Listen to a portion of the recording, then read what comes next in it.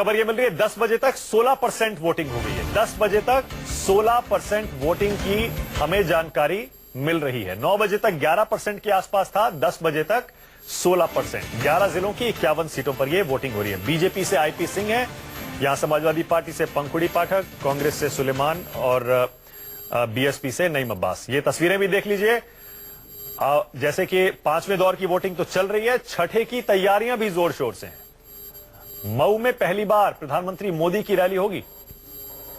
5वें चरण की वोटिंग चल रही है और वहीं पर अखिलेश और राहुल एक साथ गोरखपुर में आज दिखाई देने वाले हैं।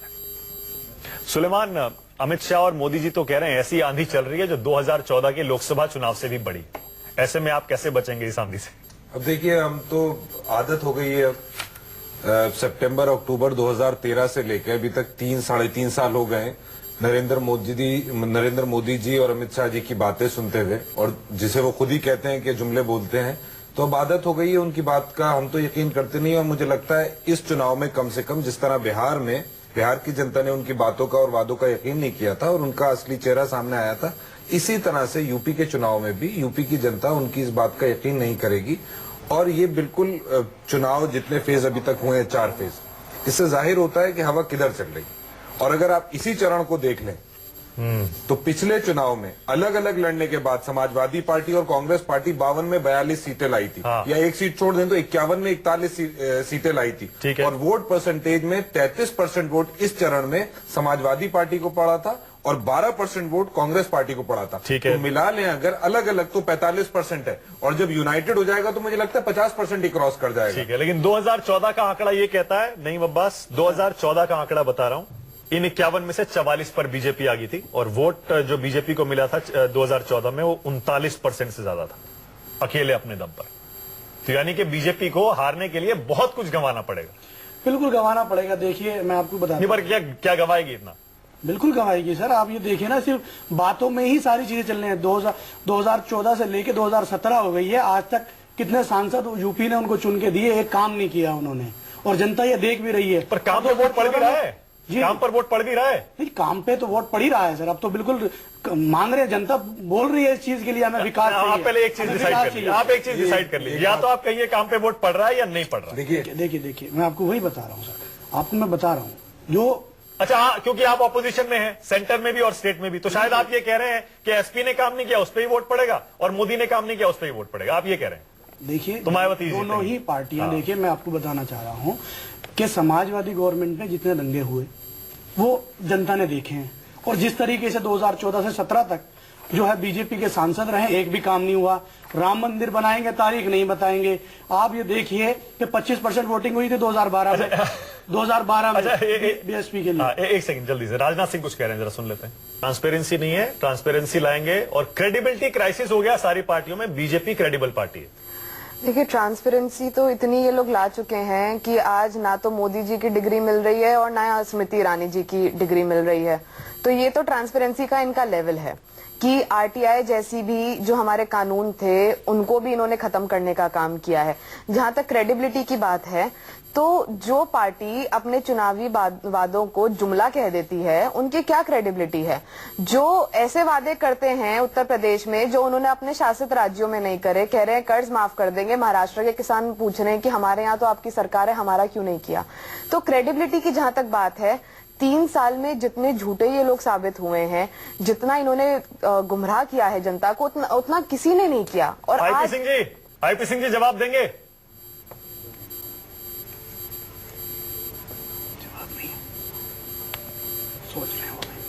आईपी सिंह जी सुन पा रहे हैं क्या? लगता है फोन कट गया। आईपी सिंह जी सुन पा रहे हैं? आवाज नहीं आ रही, लौट के आ रहा हूं आपके पास। लगता है फोन कट गया है, दोबारा कनेक्ट कर रहे हैं। वीरेश पांडे मेरे संवाददाता और अशोक तिवारी भी हमारे साथ जुड़े हुए हैं। वीरेश, आप तो बड़ी दिलचस्प जंग देख रहे हैं अमेठी में, क्या लग रहा है आपको? कैसा हो रहा है मुकाबला राहुल गांधी के इस गढ़ में अमेठी में?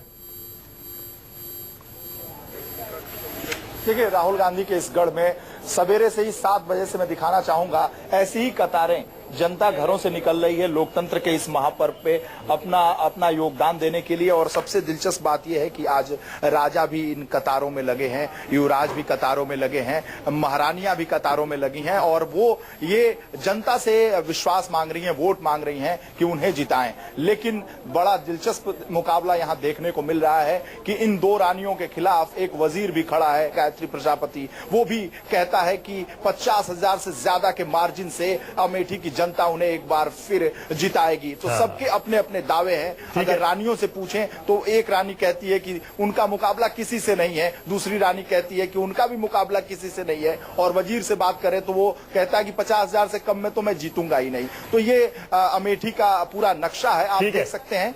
मैं दिखाना चाहूंगा कि अमेठी के इस बूथ पर जिस तरह से माहौल है, उसी तरह से अमेठी के हर प्राथमिक विद्यालय या विद्यालय जहां वोटिंग हो रही है, ऐसे ही जनता निकल रही है, वोटिंग कर रही है। बड़ी तादाद। ठीक है वीरेश, बस दर्शकों को जरा ये याद दिला दें कि अमेठी में 4 सीटें हैं, जिनमें से 2 पर एसपी, 2 पर कांग्रेस का कब्जा है। यानी कि ये किला बचाना इस बार गठबंधन के लिए बहुत बड़ी चुनौती है। अशोक, वहां क्या लग रहा है अयोध्या में और उसके आसपास के इलाकों में? अशोक, देखिए, सबसे अहम बात यह है कि इस बार जो मतदाताओं का रुझान मतदान को लेकर है, उसमें जबरदस्त उत्साह देखने को मिल रहा है। अयोध्या में भी देखिए और आसपास के जो जनपद है वहां पर सुबह से ही जहां पर आज मतदान हो रहा है वहां पर लोग बढ़ चढ़कर हिस्सा ले रहे हैं। खास बात यह भी है कि राम मंदिर का भी जिक्र हो रहा है, लेकिन उसके ऊपर विकास के एजेंडे को लोग ज्यादा हावी मान रहे हैं। लोग मतदान से पहले ये बात जरूर कह रहे हैं कि अयोध्या में जो विकास होना चाहिए था वो विकास नहीं हुआ है। तमाम सारे लोग अभी मतदान करके हमारे साथ यहाँ पर मौजूद है, जो अभी मतदान करके निकले, उनसे बात करेंगे। जल्दी से आप मुझे बताइए कि इस बार अयोध्या में कैसी लड़ाई आप देख रहे हैं? ये इस बार जो लड़ाई है वो केवल 2 पार्टियों में दिख रही है, भाजपा में और सपा में। बीएसपी कहीं नहीं है। बीएसपी इसलिए नहीं दिख रही है कि बीएसपी के जो नेता खड़े हुए हैं, इन पे बलात्कार का मुकदमा इसी दौरान हो गया है और उनकी कोई ऐसी छवि नहीं है कि इनकी जनता कोई करे। तो इनकी माने तो समाजवादी पार्टी और बीजेपी के बीच यहाँ पर लड़ाई मानी जा रही है। आप मुझे बताइए, आप भी मतदान करके निकले, लड़ाई किसके बीच देख रहे हैं? दोनों के बीच, दोनों के बीच में। दोनों मतलब बीजेपी और सपा? बीएसपी को लड़ाई से बाहर मान रहे हैं। बिल्कुल। तो ये स्थानीय लोग हैं यहाँ पर, मानक आप सुन पा रहे होंगे इन लोगों को। उनका कहना है कि बीएसपी लड़ाई से बाहर है, कम से कम अयोध्या की इस सीट को लेकर, लेकिन समाजवादी पार्टी और बीजेपी के बीच कड़ा मुकाबला माना जा रहा है। समाजवादी पार्टी के सिटिंग विधायक है पवन पांडे, वो यहाँ से चुनाव लड़ रहे हैं। बीजेपी के उम्मीदवार है। ठीक है अशोक, लौट रहा हूं आपके पास। सुलेमान, छोटा सा कमेंट मैं आपसे चाह रहा हूं, सिर्फ 20 सेकंड में। क्रेडिबिलिटी कह रहे हैं कि पुरानी पार्टियों ने क्रेडिबिलिटी खो दी थी और हमारी पार्टी ने, राजनाथ सिंह ने कहा, 3 साल में हमने क्रेडिबिलिटी अपनी बनाई है, इकलौती क्रेडिबल पार्टी है इंडिया में।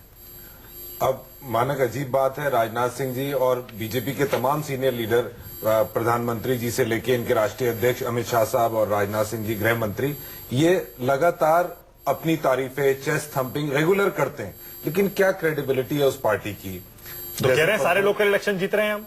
अब देखिए, लोकल इलेक्शनों के समीकरण बिल्कुल अलग होते हैं, विधानसभाओं के अलग होते हैं। और आपने एक बात कही थी कि 2014 जैसी वेव है, बीजेपी क्लेम कर रही है। 2014 का चुनाव बिल्कुल अलग था और ऐसे नरेंद्र मोदी जी ने अपने भाषणों में ख्वाब दिखाए थे मुल्क की जनता को, पूरे भारत को, कि हम चांद तारे दे देंगे, अच्छे दिन दे देंगे, 15 लाख रुपए दे देंगे, 56 इंच की छाती दे देंगे और जिन्हें क्या क्या दे देंगे। लेकिन उसके बाद भी 3 साल हो गए, सब इंतजार कर रहे हैं। मेरे पास 15 लाख रुपए आए नहीं, मेरे पास नहीं आए, न पंखुड़ी के पास आए, न अब्बास साहब के पास आए। तो अब आप देखिए, इसी बात पे धोखा हो गया हमारे साथ। और करप्शन की, ट्रांसपेरेंसी की बात करते हैं, वैसे देखिए, एक बार लोग भाजपा के भी इन्वॉल्व हैं करप्शन में, लेकिन उनको शील्ड किया जा रहा है। ये तो क्रेडिबिलिटी है सरकार। ये तो बहुत साफ है कि 11 तारीख को जो नतीजे आएंगे 5 राज्यों के चुनाव के, उससे तय हो जाएगा कि क्रेडिबिलिटी है या नहीं है, और बाकी सारे मुद्दों पे। आईपी सिंह जी, ब्रेक के बाद संपर्क टूट गया था, ब्रेक के बाद आपके पास आ रहा हूं। मुझे पता है आप बेताब हैं क्योंकि बहुत हमले हो गए आपके ऊपर। छोटा सा ब्रेक ले रहे, देखते रहिए न्यूज़ 24।